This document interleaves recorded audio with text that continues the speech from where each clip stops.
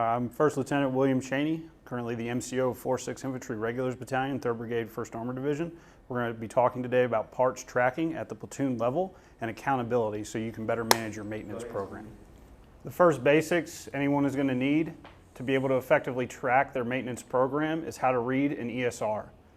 If you'll notice, at the top middle box that's highlighted in red, you have a QORD, a QOH, a QISS, and a QNL. Each of those has a specific designation for the status of your parts. QORD means the quantity that you have ordered of a specific part. Q-OH determines whether that part is on hand and processed by your shop office to be given to your FMTs. Q-ISS means whether or not the SSA has issued that part to your shop office. Q-NL means whether or not the SSA has parts at their current SSL or inventory that aren't being seized by another unit. The second box down, which highlights SMS, and it has a reference document number. The status of that document is BB, which means that it is back ordered, i.e. that part is not going to be coming in until the designated date to the right. In this case, that part is not going to come in until November 3rd of 2020. The box below that shows an 18 series code. If that code reads 18 series, that means it's been processed by your SSA and is in your bin for pickup.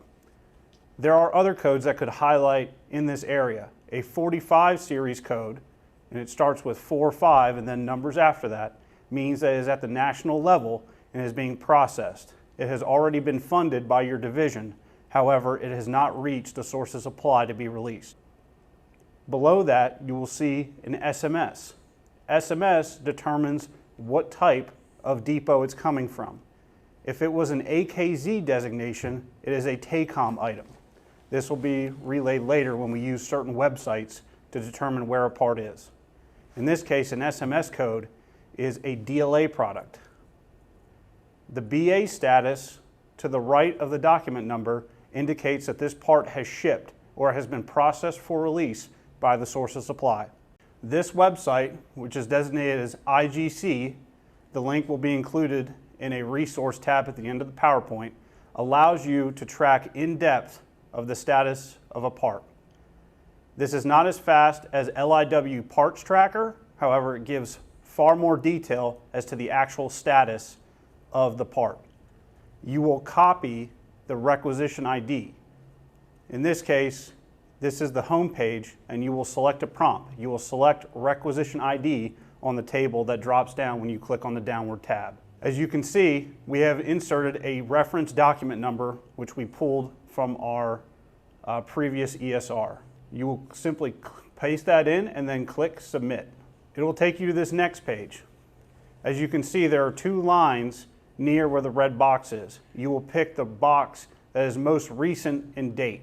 In this case, we have a 24 June 2020 date, so that is the link that we will click. This will take you to the next page. Here, the main ones you want to focus on is the first red box in the top left, which says item has been processed for release and shipment. That means that the depot has already processed that part to be released and shipped to you. Right below that box, you'll see material release order confirmation. That is the document confirmation that the SSA has received the part. If you need additional clarification, the right box indicates the last location, in this case, Fort Bliss, Texas, Chaffee Road, which means that it has again arrived at our SSA. Hello, I'm First Lieutenant Sean Murphy. I've been with 4th Infantry for about 2 years now. I started as a line platoon leader in ACO, and for the last 8 months I've been a mortar platoon leader with HHC. Since I've been in the unit, I've worked with Lieutenant Cheney, so I'm just going to provide my input in the parts tracking process and how the platoon level feeds into the battalion level maintenance program. To the basics of the ESR, at the platoon level, in my experience, all of your squad leaders, section leaders below should really be dealing with the 5098 flow from the platoon through the company to your battalion shop office. But as a platoon leader, it's imperative that you get GARMY access from your battalion maintenance tech. This will allow you to view the ESR. Once you have access to the ESR, you need to understand all of the status codes and nomenclatures that Lieutenant Cheney has gone over. The thing I would add is the ESR has the ability to print a report with two different types of document numbers. Number one is going to be the reference document number generated by G-Army, so it's system generated. That's going to be your 45, 18, 71 series codes that Lieutenant Cheney covered. If a part is following that glide path of being ordered and coming in with no delays, there's really no reason to take it further. You can take that information straight from the ESR, which you'll use 90% of the time, and use that to feed your commander's reports to the battalion about the status of parts and track your maintenance. When you start to get codes like back ordered or long lead times on parts, that's when you'll start delving into the other type of reference document number, which is a Department of Defense document number. That'll be an alphanumeric, usually starting with whiskey 454 or something like that. Once you have that document number, that's what's used on the majority of the other websites that we'll cover. That'll let you get into further detail in tracking your parts. So for parts log or I2 log, that covers source of supply SMS, right? AKZ. Okay, so for parts log or I2 log, that'll cover your AKZ source of supply on the ESR. All you do is transcribe the NSN, or excuse me, the NIN, from the part that you've ordered into the bar right there and hit search. Once you type that in, it'll pull up an entire series of tabs concerning that part being ordered throughout the Army. You click on assets and you go down, and this will give you a list of information to feed the battalion, the BMO or MCO or the chief, whoever you're having conversations with. The first thing you'll see on the far left is unrestricted quantity. That's good. If you have a part that is back ordered or having trouble finding, what this allows you to do is go into the Army system of record and identify that part in different plants. Plants are essentially just different SSAs all throughout the Army. It can be Kuwait, Korea, here stateside. And if you see an unrestricted quantity, usually that means you have the ability to have that part released to your SSA through the ordering process. If you need to identify another way to find unrestricted parts to get released to your SSA, in the search bar on the main G-Army homepage, you can type in the T code MMBE, Mike, Bravo, Echo.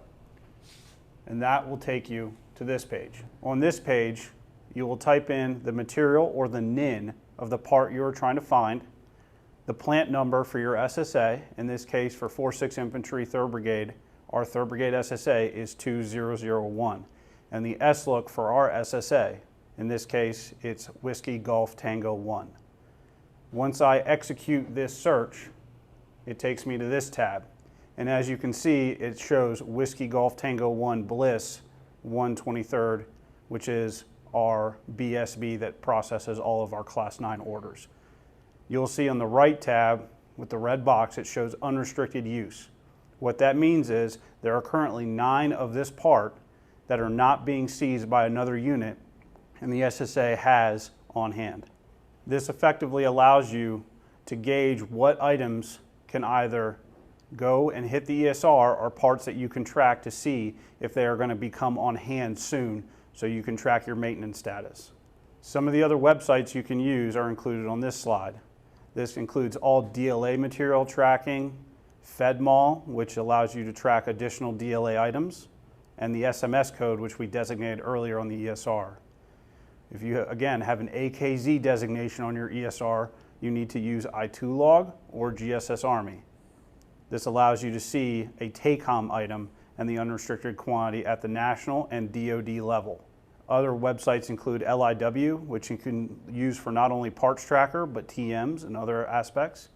And then if you have outside of normal shipping means from a depot, it includes UPS, FedEx, and a few other websites.